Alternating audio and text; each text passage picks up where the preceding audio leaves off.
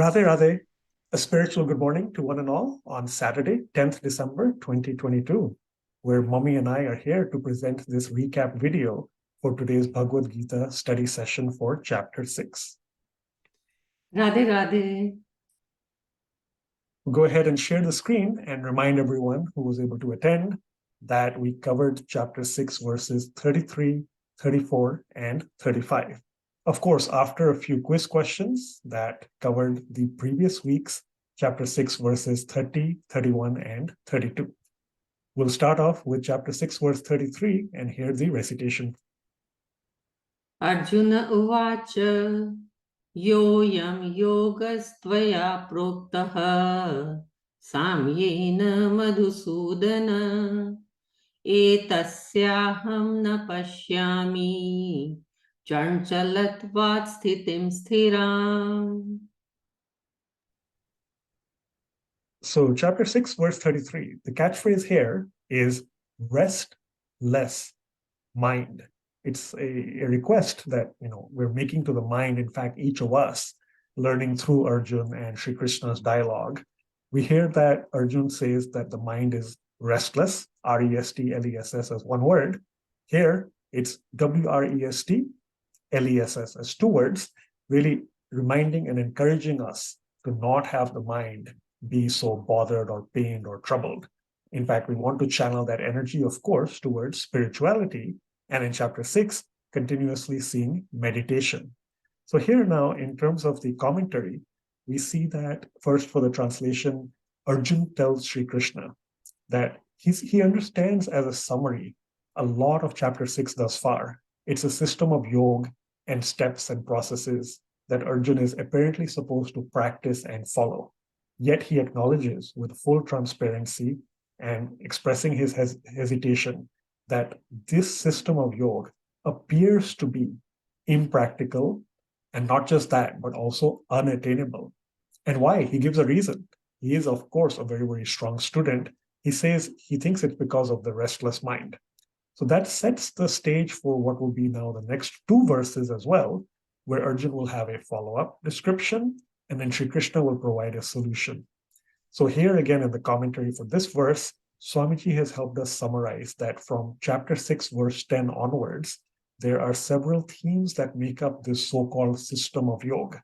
And those themes or concepts or those steps are to subdue the senses, give up all desires, focus the mind upon God alone, think of God with an unwavering mind, and see everyone with equal vision. In class, we took you through some of the prior verses that relate to these, chapter 6, verses 10 and 11, 18, 24, 25, 26, 29, 32. So we do encourage you to go back and read those as well. And if you want to add to your notes, combine them with this summary that Swamiji has given here. Again, it is Arjun expressing his reservation that he understands the concepts, but he thinks he cannot implement them. And the reason is a restless mind. That then gets us on to chapter 6, verse 34. Very important verse. Chanchalam hi mana Krishna pramathi balavadridam tasyaham nigraham manye vayurivsu dushkaram. So yes, as Mummy said, chapter 6, verse 34, it's a very, very important and very, very famous, often quoted verse. Catchphrase here is ahead, turbulent skies. Because in the verse itself, Arjun describes to Sri Krishna that to control the mind seems to be even more difficult than controlling the wind. We have turbulence when we fly, we have turbulence in our own lives, if you think of our life as flight as well. And then ahead, A-head, well, the mind is in the head. So in fact, that turbulence is in our own heads, it's in our own minds. And that is the analogy given in terms of the wind that Arjun mentions to Sri Krishna to try and get a solution for himself. So again, this very, very famous and popular verse, Chanchalam, again, we see this word. Mummy will talk about Sanskrit words in a few minutes. But again, Chanchalam here, restless. And Arjun says, the mind is very restless, turbulent, strong, and obstinate. And to control it appears to be even more difficult than controlling the wind, which Swamiji says, who would ever think of controlling the wind in the sky? In class, we gave you another example to relate to this. If you think from a very physical standpoint as well, the two sons we know of the wind, Pavan Sutta Hanuman and Bhim as well, the sons of Vayu. Think about them in any battle.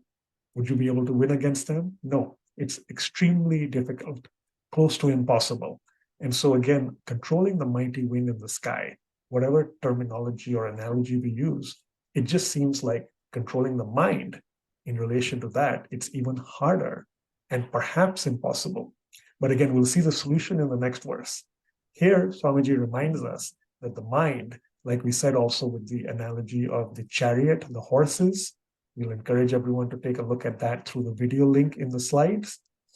If you let the horses, the senses, overpower the intellect, then that, of course, will lead to some kind of failure. We want the opposite. We want the intellect with good choices to discern amongst the thoughts that the mind makes. And of course, we want to stay away from, Swamiji says, hatred, anger, lust, etc. We don't want to keep on dwelling upon bad and difficult thoughts all the time. We don't want to have the mind ruminate upon them. So with all of that, Arjuna again is asking Sri Krishna for assistance. And now, how does he ask Sri Krishna for assistance? Often, Arjuna uses appellations. Today, in this verse, chapter 6, verse 34, he's addressing Sri Krishna as Krishna. And therefore, Swamiji introduced us to this shloka, Karshati yoginam paramhansanam chetansi iti Krishnaha. Krishna is he who forcefully attracts the minds of even the most powerfully minded yogis and paramhansas. So we described that in class. Paramhansas like the swans who separate milk from water, even the powerfully minded yogis who might focus only on gyan or knowledge, even them, Krishna can attract their minds. So Arjun, as a very, very great student of Sri Krishna, he's suggesting to his guru that even for Arjun, Sri Krishna is going to attract his restless, turbulent, strong, and obstinate mind. Final comment, just to mention again, is the acronym that might help you all remember some of this. Although these four are descriptions for the mind, with the word wind as that analogy, take it as W, obstinate O, restless R, strong S, turbulent T, WORST. The mind can be our worst enemy, but we want to make it our best friend. So just something to keep in mind. And so now we go on to the solution presented by Sri Krishna in chapter 6, verse 35. Yeah, mind can be our worst enemy, but we have to learn to make it our best friend. So now Krishna in this verse is going to give us the solution. Let's see. Shri Bhagavanu Vacha Asanshayam Mahabaho Manodur Nigraham Chalam Abhyasentu Kaunteya Vairagyena cha grihyate. So finally, we have a solution coming right up. Chapter 6, verse 35, as Mummy mentioned as well. Catchphrase here, spiritual spring-ing. Like a spring, you take it, you press effort, you put effort and compress it, it springs back, it bounces back. We want to put that little bit of effort on the mind to control and discipline it.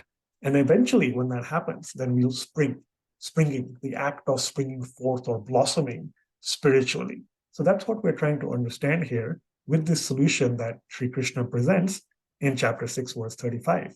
In fact, he very, articulately mentions to Arjun that Arjun is correct.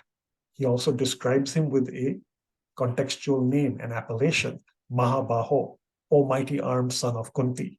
Again, helping Arjun remember his roots and his background. And in fact, saying, you've defeated the bravest warriors. Can you not defeat the mind? So again, that's to help Arjun get grounded in terms of context. And Sri Krishna says, yes, what Arjun is saying is correct. Yet it is, it's difficult to control the mind, but it is not impossible. And that's a very key word. Difficult, yet not impossible. And how do you make it possible to control and discipline the mind? Sri Krishna uses two words, vairagya and abhyas. So there's the practice, twofold steps of detachment and practice. We mentioned that Maharajji has often mentioned hatao lagao, hatao lagao. So detach, attach, detach, attach. And again, here it is detach and practice. You practice that attachment.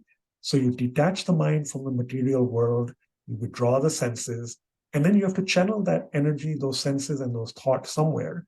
And that attachment is done by absorbing one's mind in God. Now, the mind, the third step we saw with meditation or Rup Dhyan meditation, is that the mind is going to easily wander back without any effort. It takes effort to detach, it takes effort to practice or attach, but it takes no effort for the mind to go back to the world. And again, there, like the spring we mentioned, you put in that effort. So again, put that little bit of force that's needed, bring that mind back away from the material world, back upon God, and continue this cycle, this process. Vairagya, Abhyas, Hatao, Lagao. And as Sri Krishna tells Arjun, with that concerted, sincere effort, as Arjun, as us, as sadhaks, as yogis, any field, spirituality and others, we get that element of human excellence through this practice and the endeavor.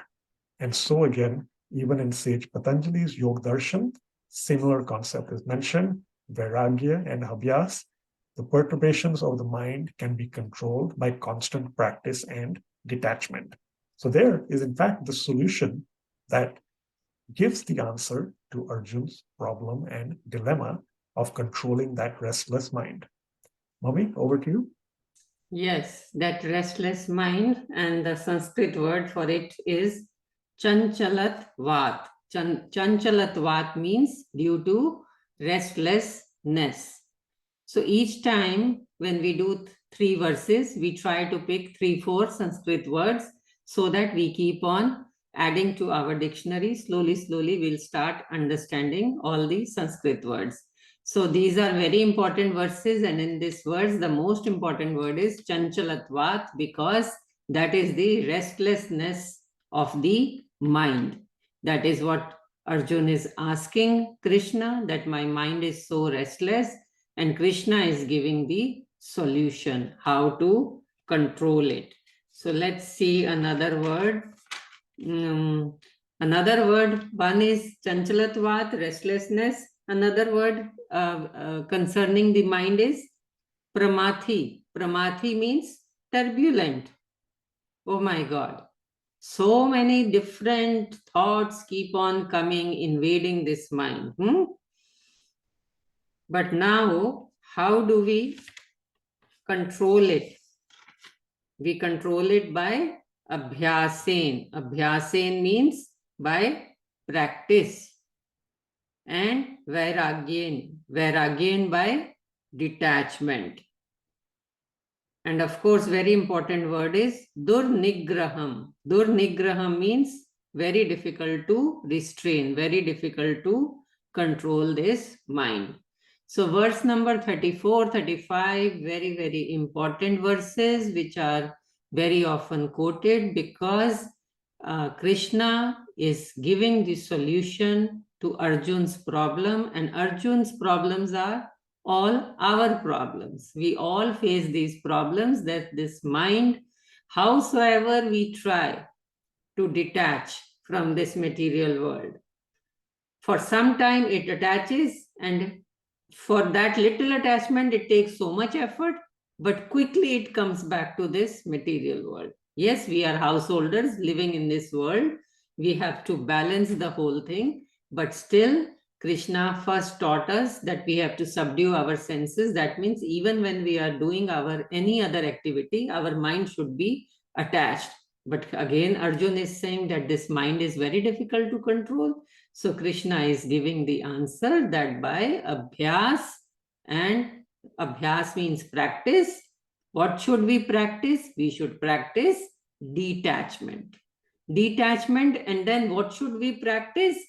Attachment to God. This is what we need to do, and slowly, with forming lots of discipline, routine, and a host of spiritual practices, japa, kirtanam, yoga, pranayam, reading of scriptures, sitting for a discourse, enjoying a meditation, putting lots of effort in meditation, doing Rup Dhyan meditation, all these together. This is a bouquet of different spiritual practices which can help us to attach our mind to God, and slowly we get detached from this material world. Hope this all helps to understand these 3 verses. Over to you, Gagan. Yes, thank you, Mummy. And final 2 comments quickly. So we talked about, well, we already mentioned, right? I mentioned the acronym WORST. So wind or wandering, in fact. Wandering describes the mind as well. Just thought of that right now. Wandering, obstinate, restless, strong, turbulent. That's the WORST acronym in this case to describe the mind. And also remember the word flit or flitting we talked about. We often hear about monkey mind wandering away as well. But think about now the mosquito mind in some sense. Just like mosquitoes flit and wander around in all directions and provide pain, there used to be flit that people would use in a canister, I think, to help solve that mosquito problem. So again, a word to help us all remember. We don't want to be flitting around. We want to be focused and absorbed in God. With that, we look forward to meeting you in our next study session, Bhagavad Gita study session for chapter 6, next Saturday, 17th December 2022. And prior to that, for those of you who also join our Bhagavad Gita recitation classes, we have our Bhagavad Gita recitation session for chapter 2 next Thursday, 15th December 2022. That'll be 7 p.m. Central Time in Dallas, Texas. It becomes Friday, 16th December, 6:30 in the morning, Indian time. Till then, thank you so much and Radhe Radhe. Radhe Radhe.